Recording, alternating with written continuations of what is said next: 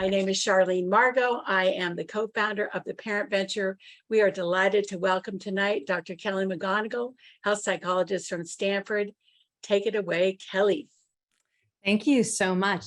I had forgotten about that dance party. I remember now we did High Hopes, and I remember some of the moves now. Well, feel free to dance at home. You know, if something doesn't catch your interest, you can just mute me for a moment, put on some music and dance.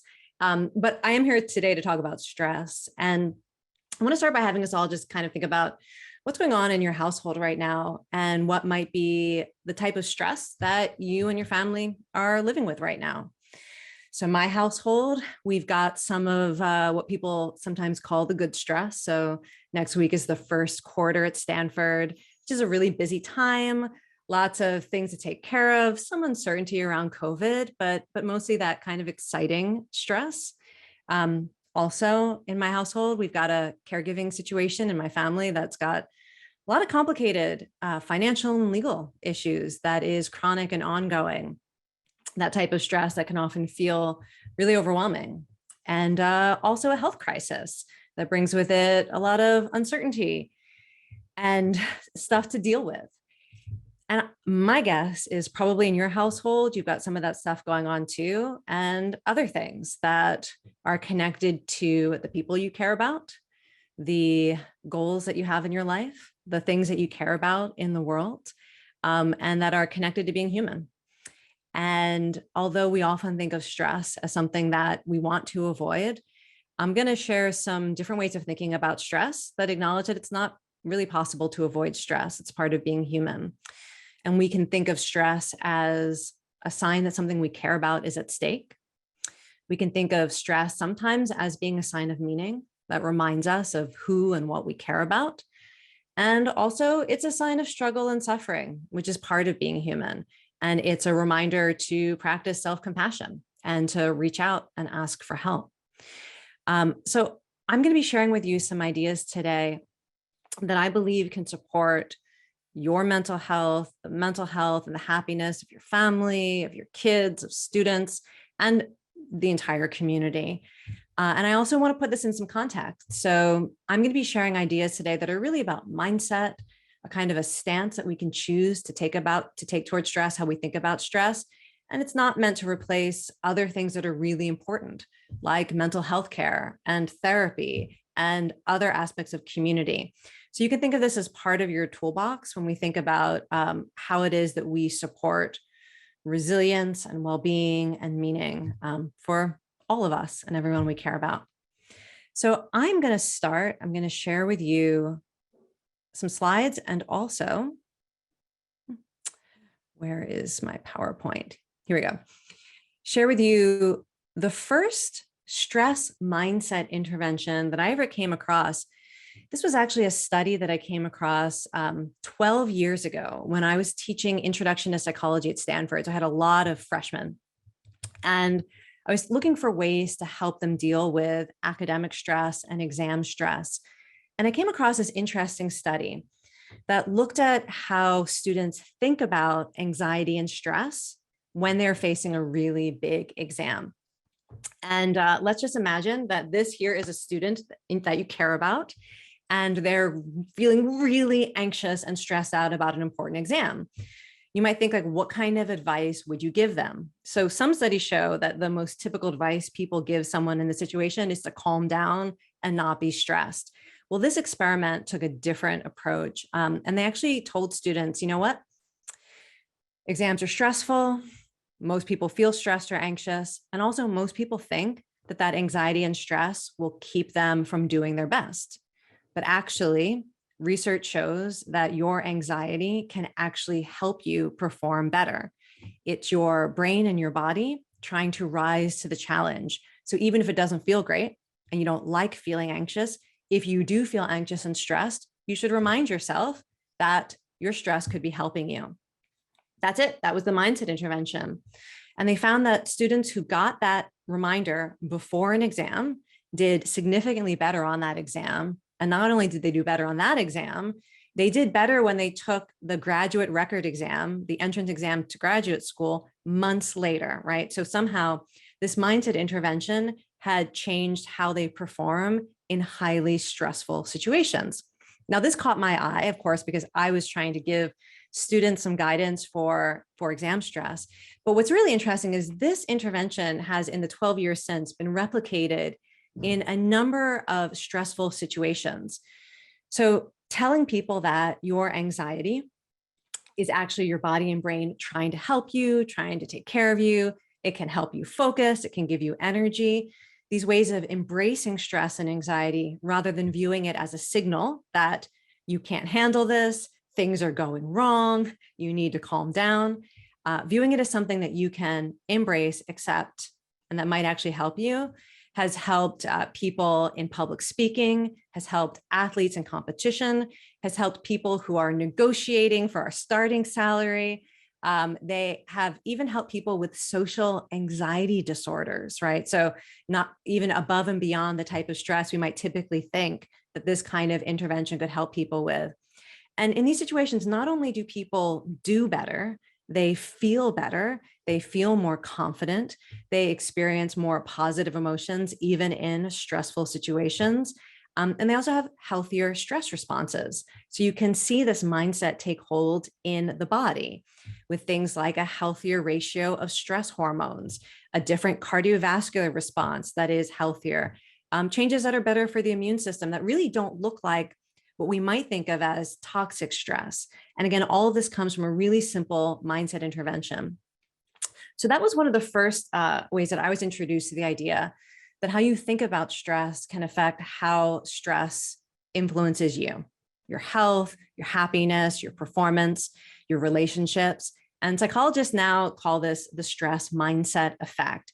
And it's pretty clear that how you think about stress, particularly in moments of stress, can shape how you experience stress.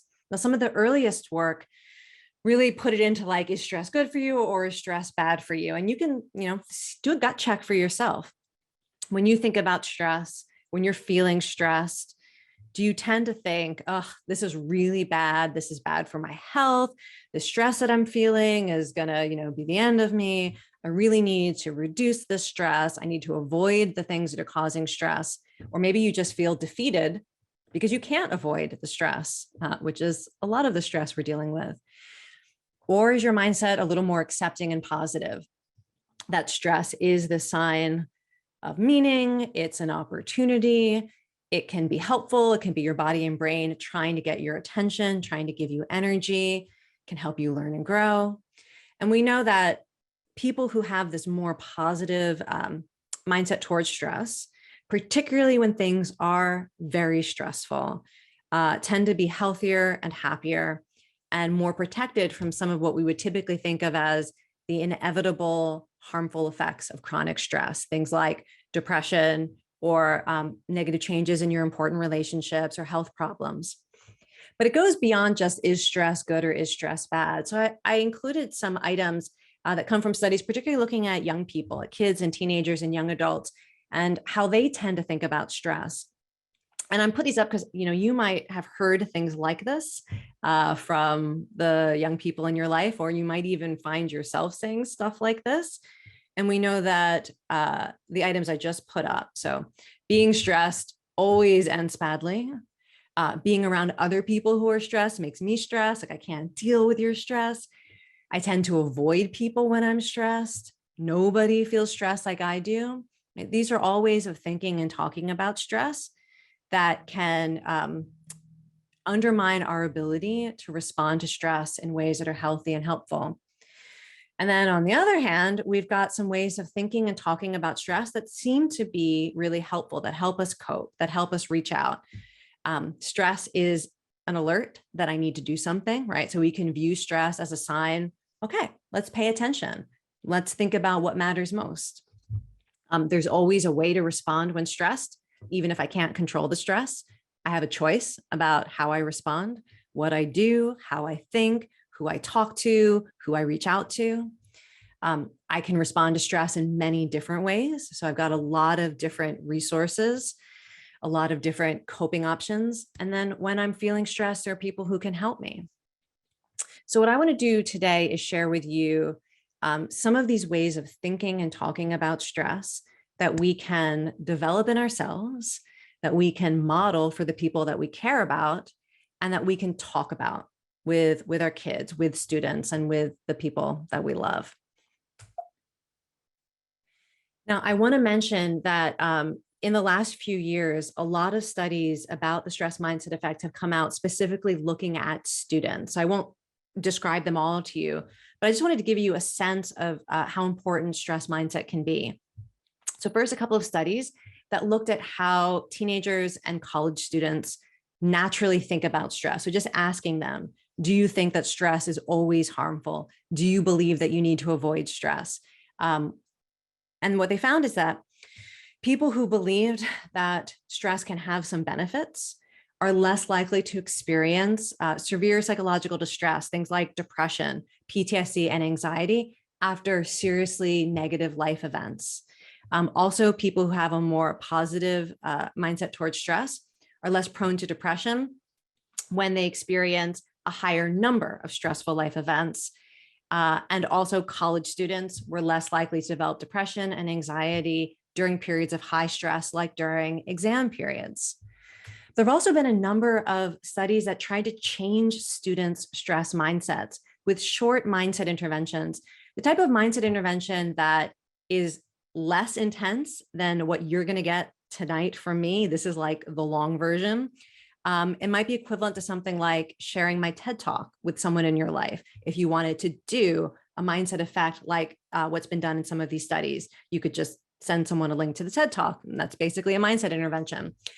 So what they found is that a little stress mindset intervention given to college students before they arrive at college actually decoupled the typical relationship between stress and doing poorly academically. So usually in many students, the more stress they get, the more anxious they are, the worse they do. But when students were given a mindset intervention, that wasn't true. And stress and anxiety did not derail academic performance. Also, a stress mindset intervention helps students feel less anxiety towards exams, procrastinate less, perform better, and be less likely to drop out of really hard classes. And then finally, one that I think is super interesting, they just happened to deliver a stress mindset intervention before the COVID-19 lockdowns. And what they found is that in this period of enormous change and stress and isolation, the kids who got the stress mindset intervention were less likely to develop symptoms of anxiety during the lockdowns. So lots of different studies coming out showing that how we think about stress and talk about stress can help. And you might be wondering why, like, what's the magic here? And I want to give you a few examples of the why, because it's not magic and it's not magical thinking, right? Just telling yourself that stress is good for you doesn't magically make stress good for you. But it turns out that when you choose to focus on stress as a sign of meaning or a sign that you care, rather than a sign that you can't handle things, or there's something uniquely wrong with you in your life, or as a toxic state that you have to get rid of, you cope differently with stress. So we know first of all, that you're less likely to avoid the things that trigger stress, and avoidance creates a whole lot of problems for people, especially students. So when students engage in avoidance coping, they tend to procrastinate. They tend not to tell people when they're struggling. They try to hide it. They're more likely to turn to things like drugs and alcohol to not feel the stress. They disengage from relationships that have conflict in them. They isolate themselves.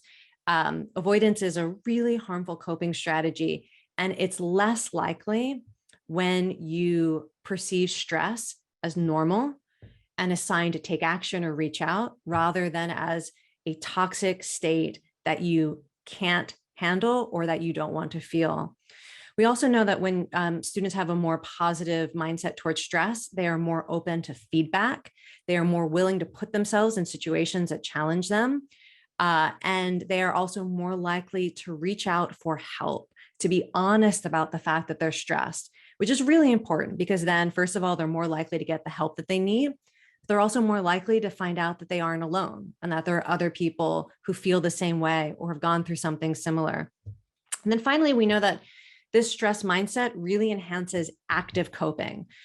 So when you have a more positive mindset towards stress, you're more likely to do things to make things better, whether it's your own stress, like I'm going to study for that exam, or whether it's trying to fix a problem in the world that's really stressful and getting involved in activism and change in your community, right? So believing that stress is normal and that you can harness it makes you more likely to take positive action. These are just a few of the reasons why stress mindset matters. So let me give you kind of an overview for what I'm going to share with you. And this is sort of a general way of thinking about what it means to embrace stress in moments of stress. So first is what we think about when we recognize that we're stressed. So typically when people recognize feelings of stress, the first thing they think is, oh no, this is not good.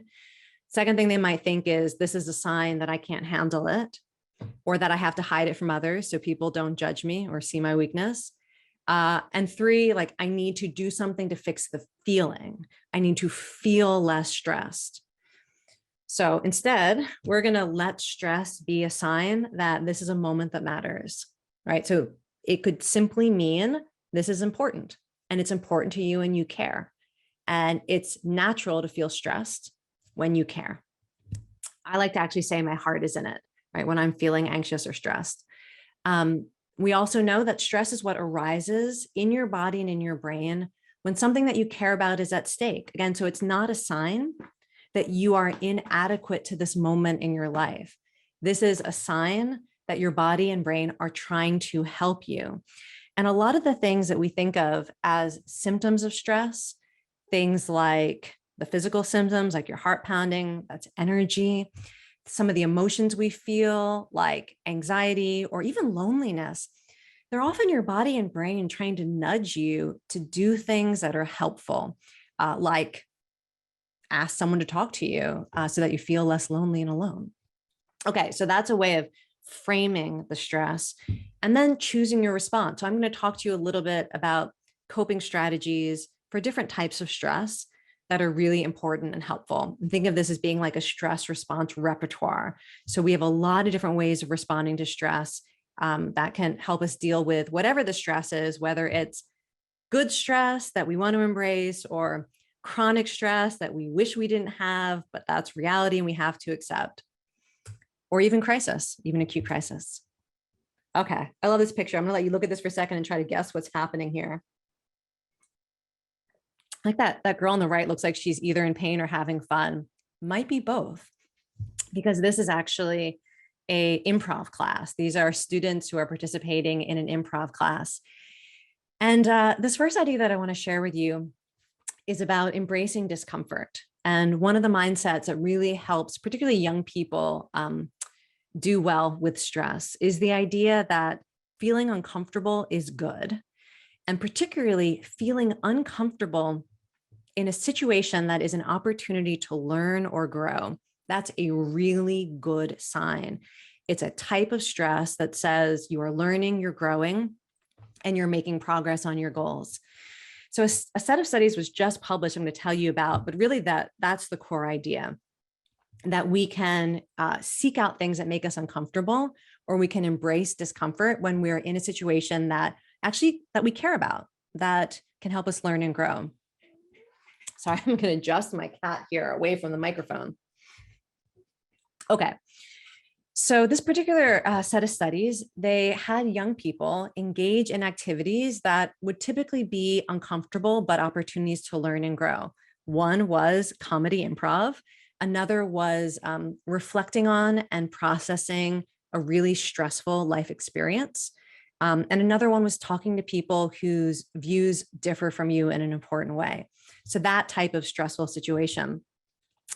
And when students were encouraged to embrace discomfort, to actually do things in these environments that go outside their comfort zone, and that discomfort could actually be a sign of progress in the situation, they engaged in more positive ways and got more out of all of those stressful experiences. So for example, in the comedy improv, they were more likely to actively participate and more likely to take positive risks, more likely to be uncomfortable and also feel accomplished and good about themselves for what they did. And that was true across all of these different situations. So this is the first mindset that I want you to think about how you model this for the young people in your life, or the people that you care about, because I'm going to say this many different times, although I'm giving you a talk because that's my job and I talk about this stuff, it is not a great idea to just sit someone down and give them a lecture. We need to change the way you do stress. You're here because you want to be here. But the best way to communicate these ideas to people who did not sign up to be here is to live it, to embrace it yourself, and to model it. So I'm going to just ask you right now, what was the last thing you did? Did you do anything today that was outside your comfort zone, but that you chose to do? You chose to stay engaged with because it was meaningful to you, because it was a relationship that matters to you, because it's a role that matters to you, because it's an opportunity to learn and grow. When was the last time you embraced discomfort? And is that visible to, and again, I know many of you are thinking about your kids, but this could also be for anyone you want to be a positive role model for, right? Is it visible to the people that you care about, that you choose stress goals and that you are willing to tolerate discomfort, maybe failure, maybe embarrassment, maybe uncertainty, maybe a little bit of even self-criticism sometimes, but that it's part of the process of you choosing how you want to learn and grow. Okay, by the way, I have 3 in case you're keeping track. That was the first, embrace discomfort. The next idea I want to share with you is about how we connect to other people in times of stress. So what you're looking at here is an obstacle from a Tough Mudder obstacle course. And Tough Mudder, it's a series of obstacles that are really hard.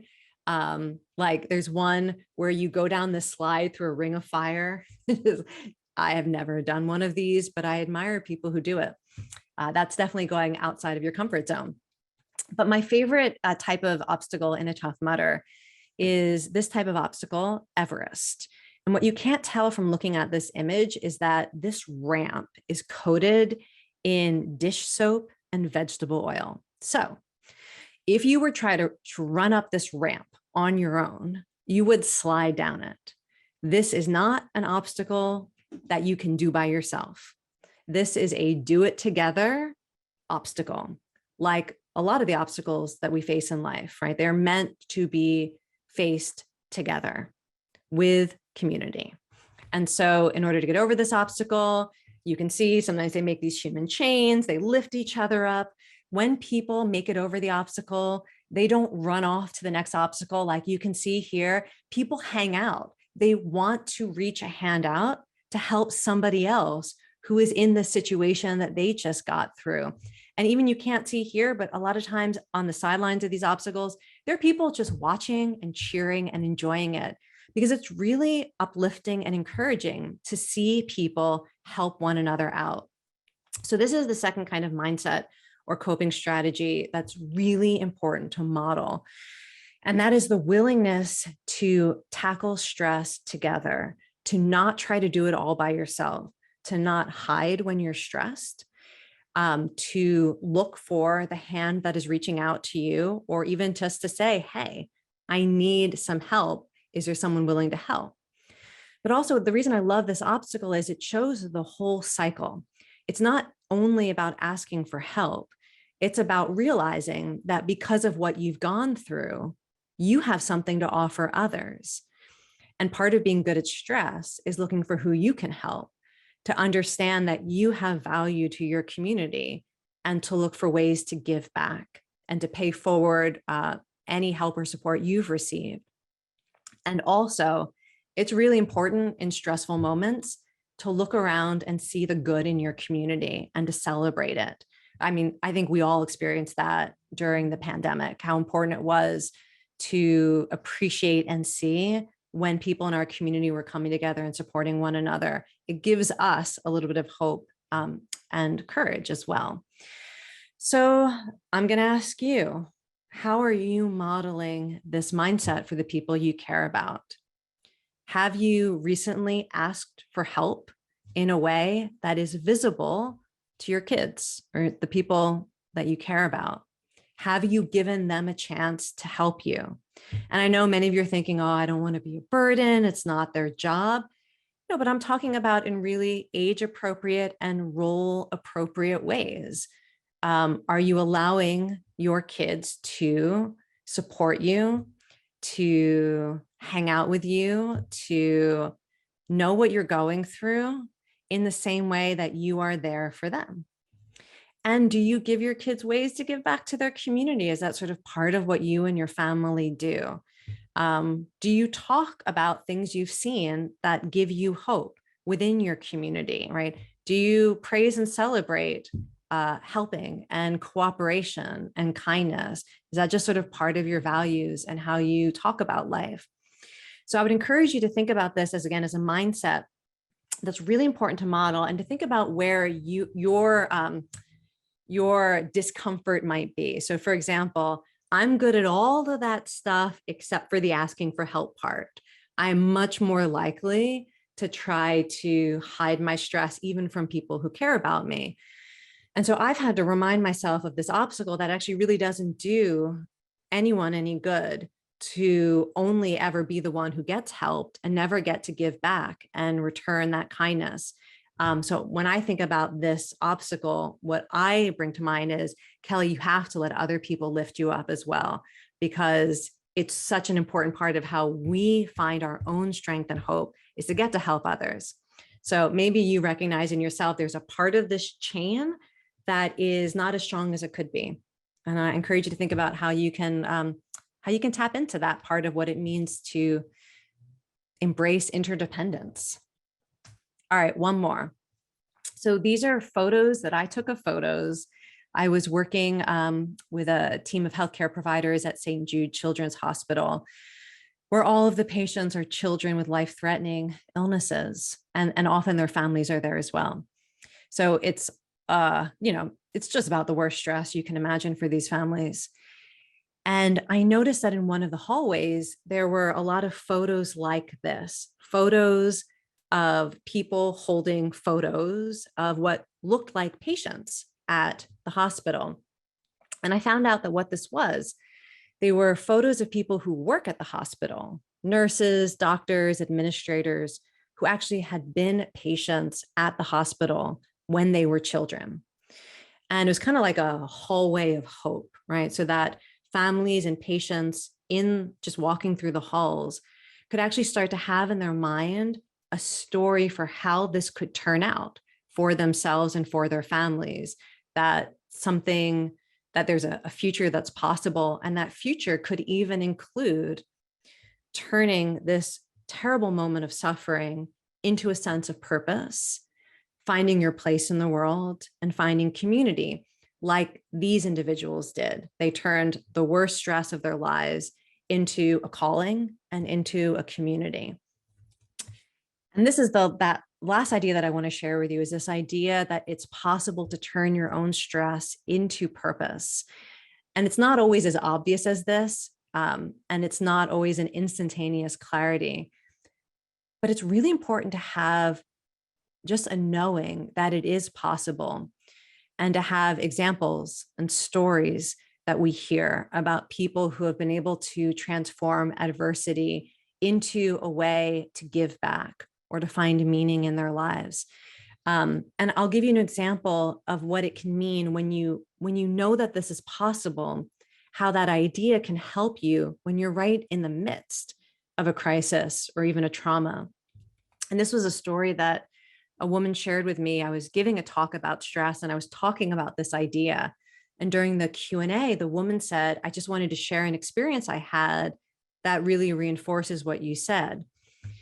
And she had been in an abusive relationship that she found the courage and the means to leave. But she was still just terrified and overwhelmed when she went into the shelter for people leaving abusive relationships. And when she was in that shelter doing the intake and check-in, and overwhelmed and terrified and all of that, a woman who was there put her hand on her shoulder and said, you're going to get through this. And I know, because I've been where you are, right? So this volunteer had also been through this process. But it wasn't just that moment that helped the woman who was sharing the story get through that moment. What she told all of us is that in that moment, when the woman, the volunteer, put her hand on her shoulder and said, "You'll get through this. I know because I've been there." This woman who's telling the story had an instant flash. She saw herself in the future and she told us, "I knew that I was going to be that person. I someday was going to be putting my hand on someone else's shoulder and saying, 'You're going to get through this. And I know because I've been there.'" And we have those moments that give us strength and hope when we have examples, when we know that this is possible. So in a couple moments, I'm going to ask you to actually think about the stories that you've shared with your family or with your kids, as well as, also just the ideas and the culture that we expose people we care about to. But I'm going to tell you an example from my life. So this is sort of how I think about all of the mindsets that I have talked about with you today, the 3 mindsets, and the type of story that I might tell, how I make sense of how I cope with stress. So what you are looking at here is a map of a flight that I took that was really stressful, but let's rewind a bit. So for many, many years, I had a fear of flying that was so intense, I refused to fly for years. The phobia basically owned me.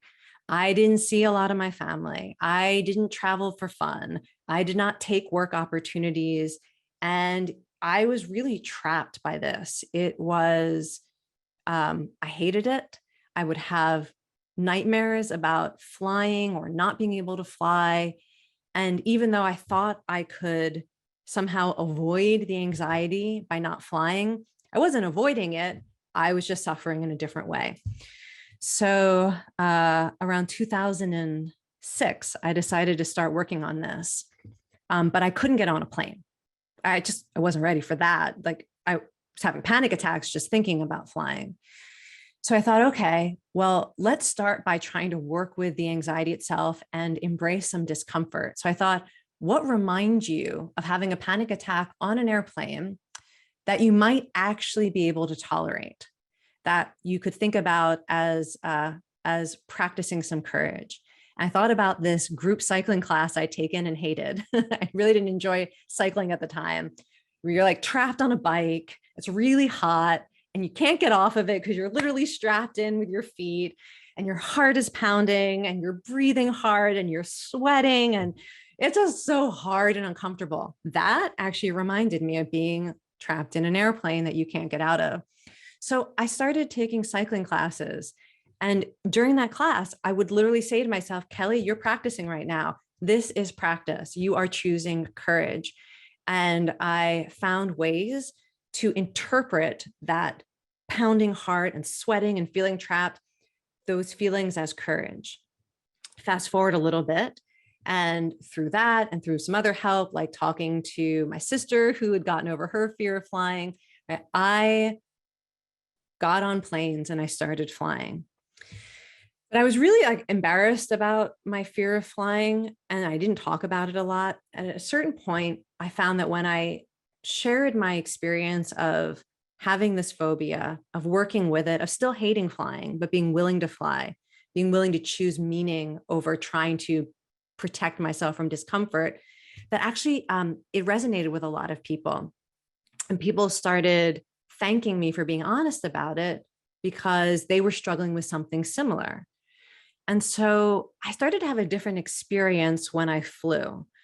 I started to, when I was on that plane, having my own anxiety and, practicing courage and choosing meaning, I also had the sense that I was doing it not just for myself, but I was part of this bigger human struggle of trying to do things that are stressful and hard, but we choose because we want to choose family or meaning or courage. So it started to change how I felt about it. Okay, so now fast forward to the end of this story.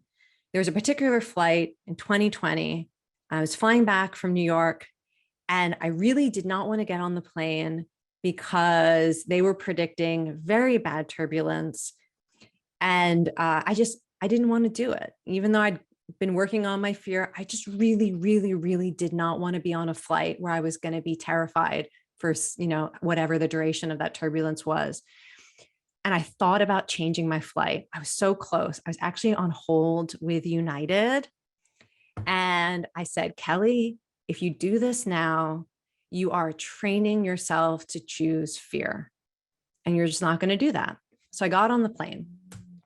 While I was on that flight, while we were in the middle of the turbulence that the pilots had warned us about, I literally, while that was happening, I got this email from somebody who was on a plane flying for the first time in 10 years, having overcome a fear of flying because they had read my book where I wrote about my fear of flying and talked about how I had overcome it. And this person said, I'm practicing now. I'm flying with my nerves. I feel great knowing you're also out there doing it. Thank you for your vulnerability. Shame busting was the first step for me. So because I'd been willing to get over my shame of having this fear, somebody else was getting to visit her family for the first time in 10 years.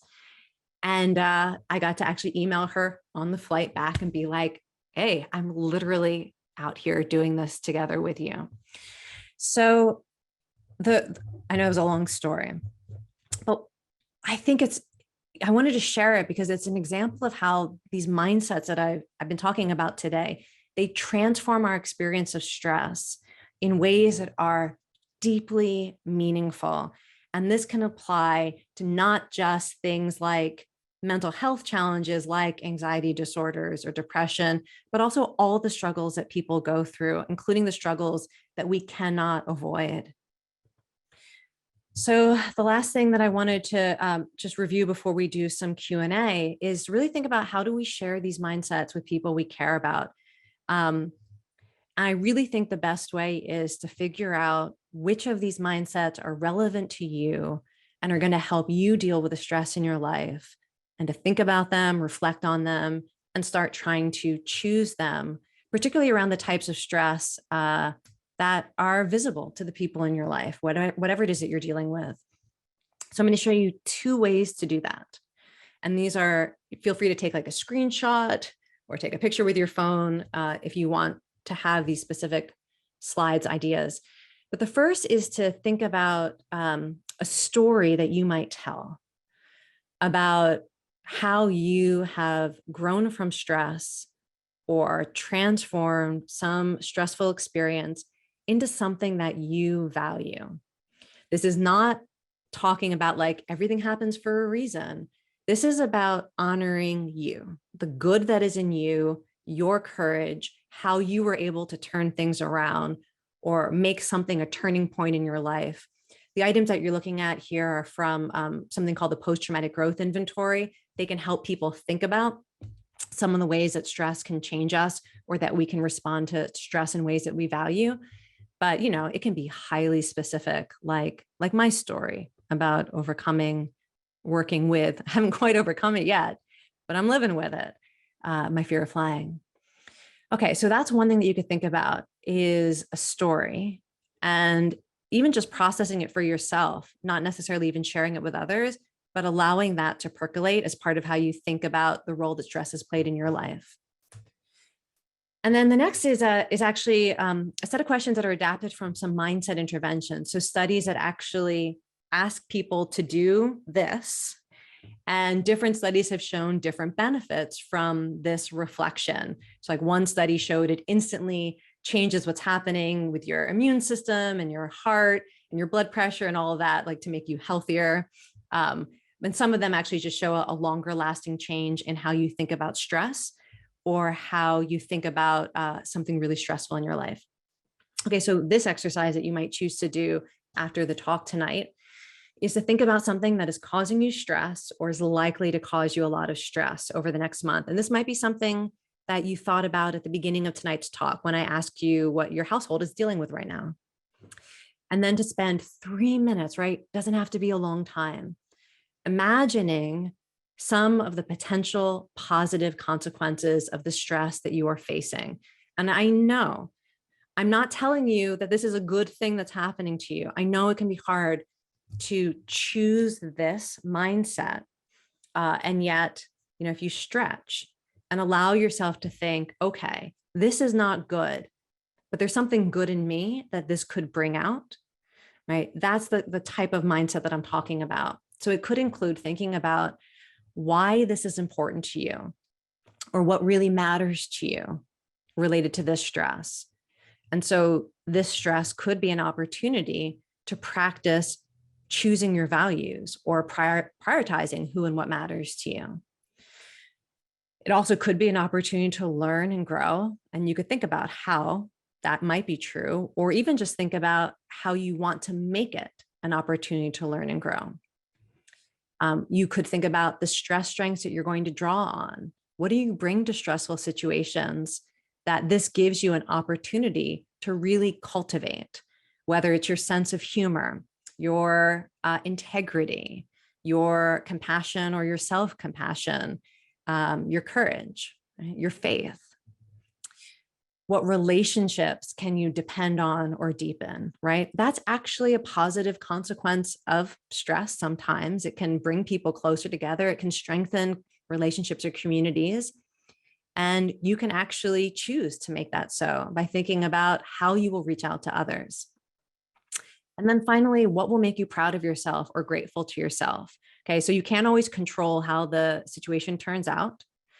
But is there anything that you could do or choose where when you look back at this moment, you're going to have a story to tell about it that makes you proud or that makes you feel grateful to yourself and also maybe grateful to others as well. Part of that, how we let others into our stress. Okay, so hopefully you get a chance to take a picture of that if you want. And we are going to go now to conversation. I'm going to cut the slides and Charlene's going to come back in and share some questions with us. Well, thank you, Kelly. That was amazing. I've heard you give this talk more than once, but every time I hear something different, and I certainly did tonight. So thank you. I'm a fellow fear of flying person. Oh, I feel your pain in that way. So Kelly, first of all, I want to just say thank you. Like everybody, this is really an amazing book. There has to be a reason why 30 million people have watched your TED Talk, right? Has to be something to it. So what is it that actually brought you to write this book, other than that aha moment about our beliefs about stress can be more damaging than stress itself? yeah. Every book that I write, the core thing I want people to feel is whatever you're going through, you aren't alone in it. And I feel like, so there's this interesting thing in our culture that comes from a place of true caregiving and compassion. We so want people to experience less suffering that we talk about stress in a way that makes people feel worse when they are suffering. So, the intention of this book was to help people feel less alone when they're stressed, more hopeful about their capacity to deal with their stress, and to give them like real strategies and resources for getting through it. But again, I think that that tension that I'm always thinking about is, of course, we don't want people to be stressed. Lots of us are very motivated to reducing suffering in the world. And yet there are all of these ways of talking about stress and suffering that can make things worse, in a way that we don't mean to. So I also wanted to bring some attention to that sometimes we need to say things that are hard to say, like sometimes we need to choose to be uncomfortable, or it's not possible to avoid grief. Right? Sometimes we have to say the things that feel harder to say, that even in the moment that they feel hard, actually, because they're true, give people a kind of a feeling of common humanity or self-trust or hope. So that's the purpose of the book, to try to figure out ways to say things that are hard in ways that actually help. Boy, that really makes sense. Kelly, during the worst year of my life, I found out I was a positive person. It really surprised me to go through loss and grief and find out that I was positive. And that has stayed with me for the last 20 years. But it was a change in mindset, just like you say. So, Kelly, why do you think that this stress is bad myth is so pervasive in our society?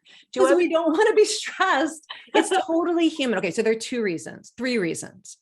One, people are not the happiest when they're stressed. So there's like really interesting research. If you take people in moments of peak stress and ask them how they feel, they might be angry, they might be sad, they might be scared, they might be lonely. They're not living their best life in that moment of stress. But when you look at the context of people's lives, people who are the happiest and have the most meaning in their lives, or they have relationships that matter to them and roles in their lives that are important to them, they tend to report a lot of stress. So there's this weird stress paradox that moments of stress don't feel good, and human beings want to avoid feeling bad. So there's always going to be some part of us that doesn't want to be stressed. And yet in the greater context of our lives, we often feel stress about the things we care about. And so the more people we care about and things we care about, the more we experience stress. And actually, when you look at people who are the most depressed and unhappy, they don't report stress. They report things like being depressed, which is really actually different from stress. You know, it's different physiologically. Stress often comes with a lot of energy. It comes with often desire, right? It comes with strong emotions. It comes with all sorts of things that depression often like takes away from us, that capacity to want to be around other people, the motivation to make change or go after our goals, the feeling of energy. Anyways, so there's that bit of that paradox. But another reason is because there are a lot of people who can sell things by promising you that it's possible to be free from stress. So there actually is there's a lot of cultural messaging that is really exploiting our desire to avoid pain. I see it all the time. It's possible to lead a stress-free life if you just learn this breathing technique or buy this thing or this new technology. I don't think that that's helpful. And then the final reason is because there is good, true science that stress has harmful effects, and that science is not wrong. This is a kind of a yes and situation. It's a paradox. So, you know, for example, we know that experiencing certain traumas or adversities in your childhood can increase your risk of things we don't want, like depression or addiction. Like this stuff is real. And yet at the same time that is true, the mindset that I've talked about today, which takes this more accepting and positive approach to stress, that mindset helps. And it helps the most for people who have had the most stress, the most adversity, and the most trauma. So like I said, it's a really complicated situation. And I totally understand why people want to avoid stress. And I encourage people to explore that paradox. That is so interesting, Kelly. My parent venture co-founder, Bev Hartman, says it is through disequilibrium that we learn and grow. And she learned that by working with young children. So it's true. Yep. It's true, right? Okay, some more good questions. Here we go. Has any research been done on who are under more stress, teens, college students versus adults? And what is the most stressful time in one's life? Oh, interesting. Yeah, there's a lot of research on this. I don't think there's a one size fits all. There's an interesting study that just came out showing that midlife is like peak stress and unhappiness, like mid 40s to 50.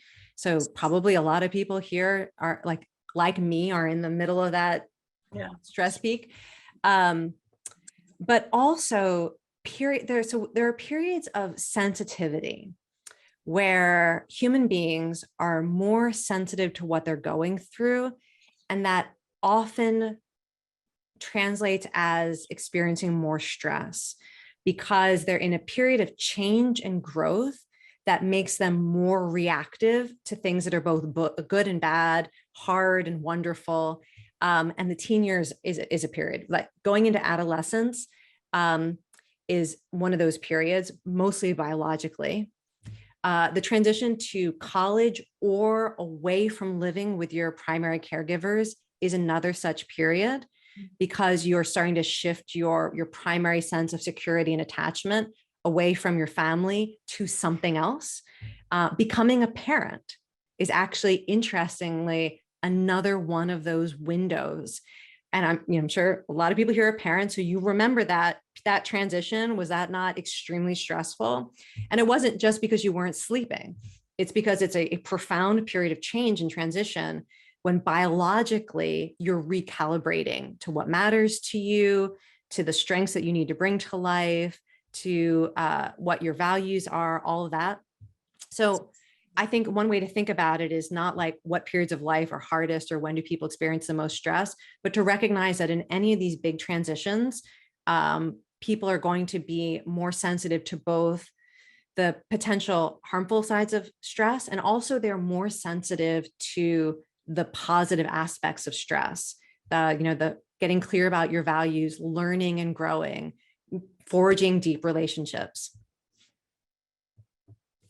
That's a lot to think about. My son has a 6-month-old, so I'm getting to watch that in real time. It's very interesting. So much love, so much stress all at once, right? So Kelly, I think that I would be remiss in not asking you, we all know that the rates of mental health disorders and conditions are rising in teens and our youth.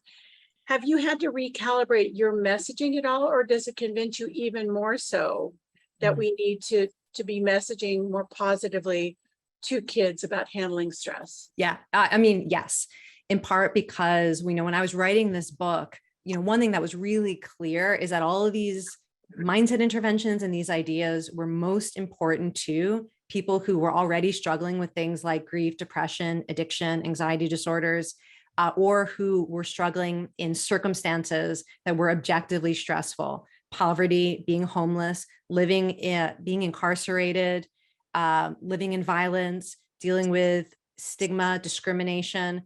I specifically looked for the ideas, including all of the ideas that I shared with you today are ones that are both important and even more effective for people in those situations, which is funny because people always expect it to be the opposite. Like all that stuff you're saying is fine if you're not really stressed. Well, no, the stuff I said tonight is the stuff that seems to be most important when you are really stressed, or when you are dealing with depression, anxiety, and objectively difficult circumstances.